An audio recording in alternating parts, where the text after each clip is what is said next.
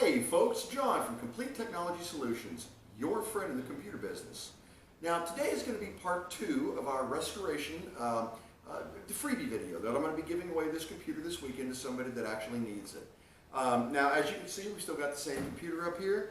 I've got the old monitor over here. We're going to clean all this up here shortly. We're going to crack this open and see what's in it. And like I said, I've saved all this fresh, so we're all going to see this together as we go along.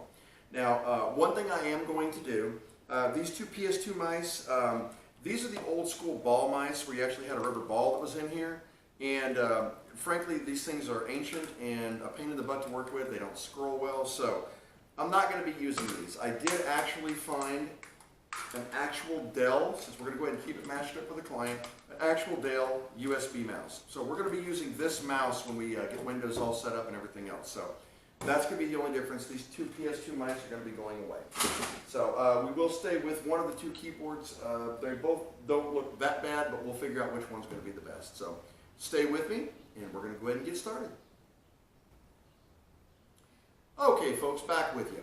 Now, today I've got, actually, once again, surprise, surprise, Stumpy is functioning.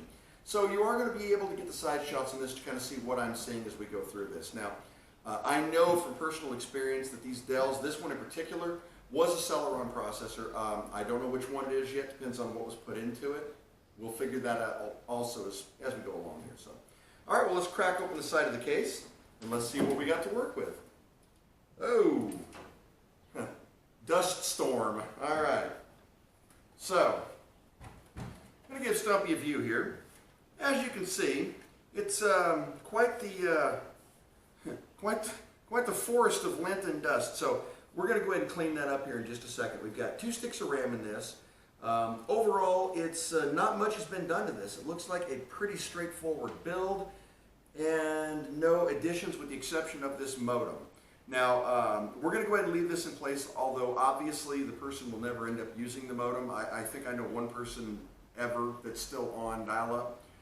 And that's because he has no other options. So even satellite was an issue for some reason. Figure that one out. So anyway, so we're going to go ahead. I'm going to start cleaning this thing up. I'm going to reseat all the RAM. I'm going to go ahead and pull the processor's heat sink and give it a nice new coat of thermal paste just in case.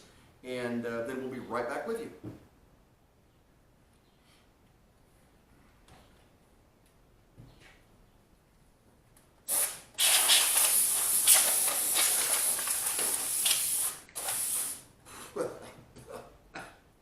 Yeah, that's right, folks. Cloud of dust coming out of here.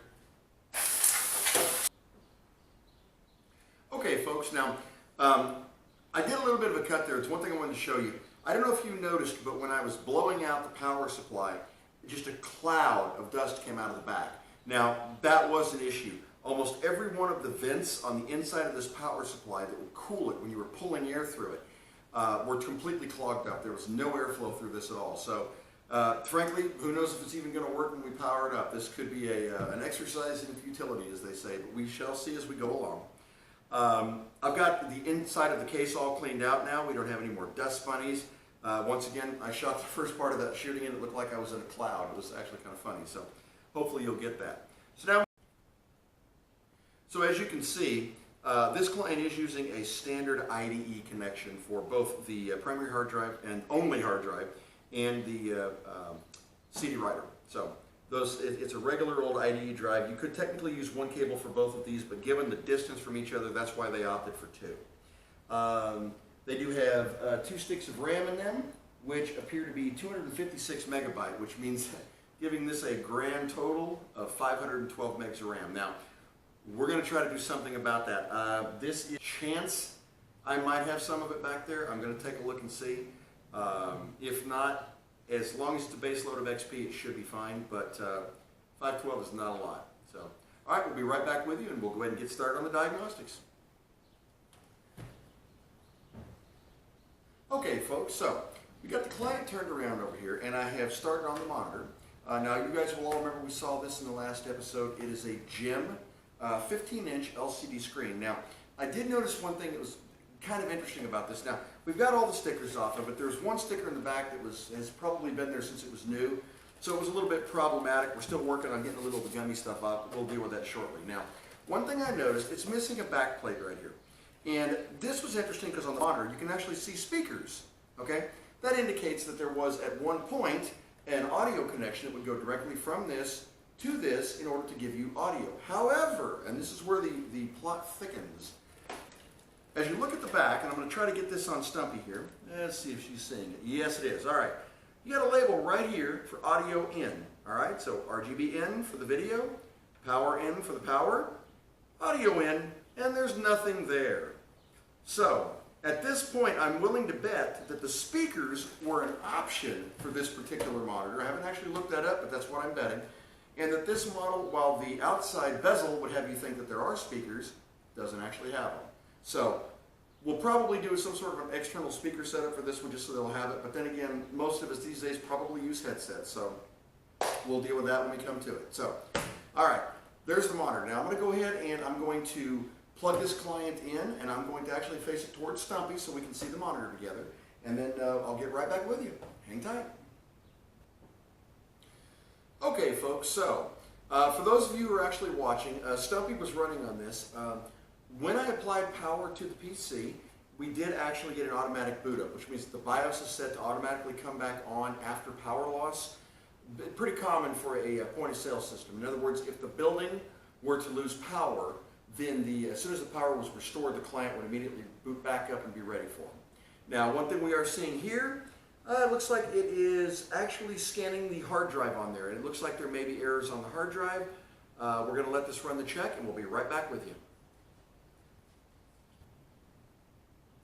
Okay, folks, so we've got the computer booted up into the BIOS here. Now, this did take a little bit because the hard drive apparently has got some issues. It's not even being recognized by the system.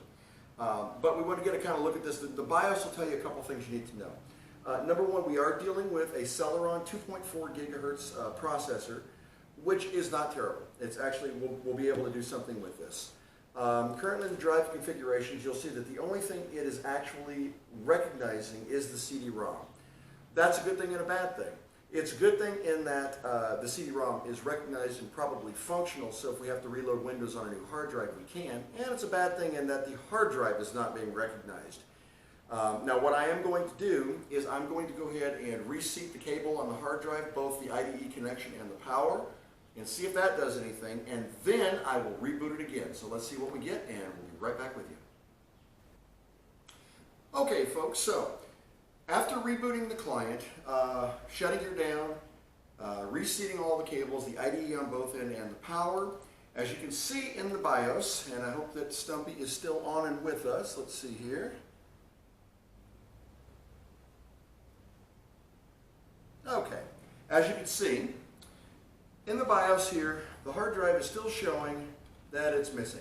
So, we know that the hard drive itself is hosed. So, we're going to go ahead and swap out a hard drive. Now, I have got a 160 gig IDE hard drive. Now, I know this one is functional. Not the biggest, but it will function for what we're doing. And in the bottom of the box, I located the original Windows XP Home Edition disc that came with this. So, that's a great thing. I've got to go hunt down a version that will match the key that's on here. So, we're going to go ahead and get that installed here shortly. So, I'm going to swap out this drive, and we'll be right back with you in the BIOS to make sure it sees it.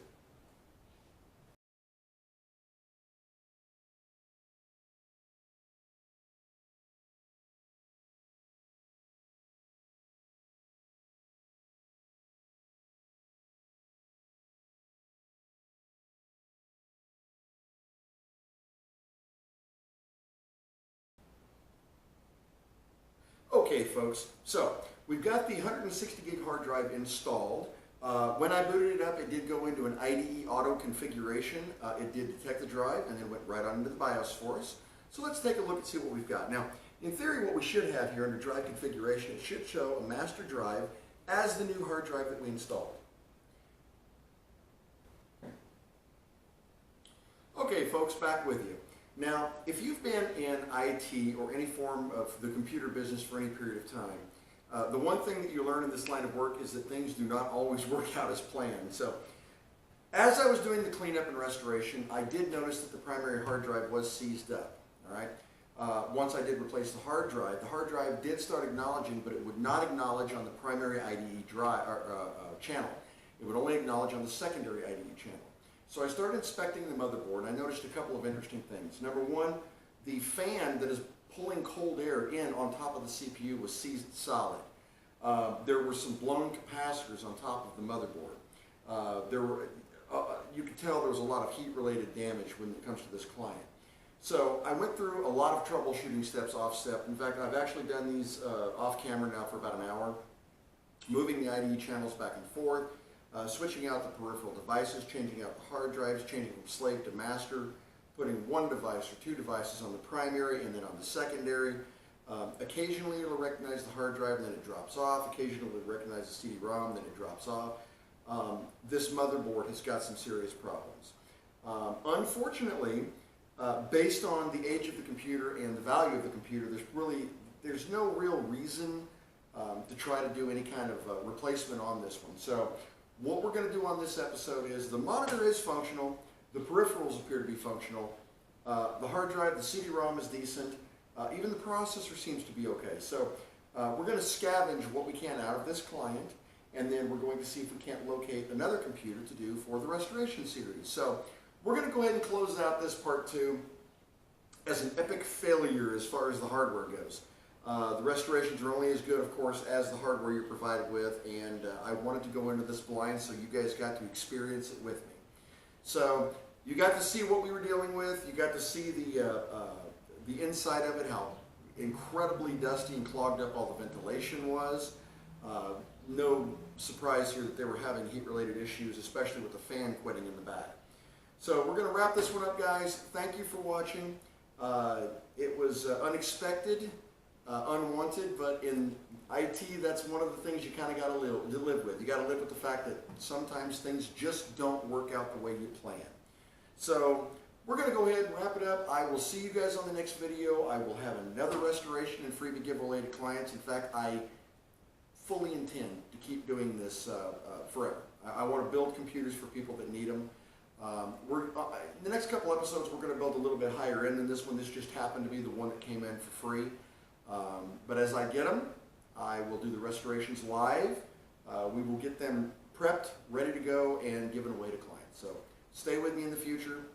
It won't disappoint, I promise. Have a great night. Thank you for joining.